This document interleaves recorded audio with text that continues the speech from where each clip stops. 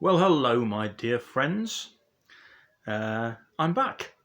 The channel's back. We've had a bit of a name change, as you may, as you may see underneath the video down there. No longer the Councillor James Ball channel because I'm no longer a councillor. Now James Ball at The Struggle UK. It was always called The Struggle UK unofficially, but yeah, here we are now, and it's been quite a while since I've been in front of the camera. I think it's been 4.5 months maybe, and a lot's happened in that 4.5 months, hasn't it? My goodness. Here we are, facing, as we can all see in every headline every morning when we wake up, every newspaper, a cost of living crisis. Some of us, of course, some of us and some of you who've been watching me on this channel over the years, like myself and my family, have already been going through a cost of living crisis for the majority of our lives, unfortunately, which is one of the ironic and amusing aspects of the headlines that I read at the moment. The hardship, people not being able to pay for their energy during the winter times, particularly heating versus eating, trying to afford travel costs to get to work, petrol, train fares, bus fares, things like that. Many of us, millions of us actually around the country, were already struggling with that on a daily basis. Anyway, we'll get into that, more of that in later episodes, upcoming episodes, I should say. But today it's just a welcome back to the channel. I'm back, we're back. I'm going to delve more into these national headlines, international headlines, news and things. Things I've always followed and been interested in. I watch news from all around the world.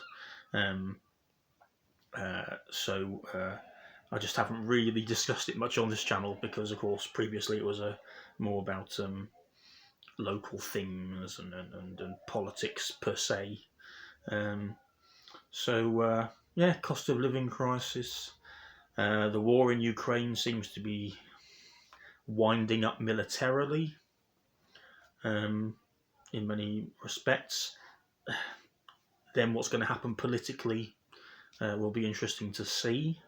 What I would like, and I think increasing numbers of people would like here in the UK and in the US and in the European Union and Europe itself, would like to see happen now vis-a-vis Ukraine and Russia and NATO. I think, I fear, might not happen, i.e. sitting down finally at the negotiating table and signing the agreements that should have been signed years ago, basically, which would have stopped all of this and prevented all this happening at all back in February. So hopefully that will happen, but I'm not holding my breath on that one. And of course I feel terrible for the ordinary people who live in Ukraine, who of course have suffered so much and are going to suffer even more.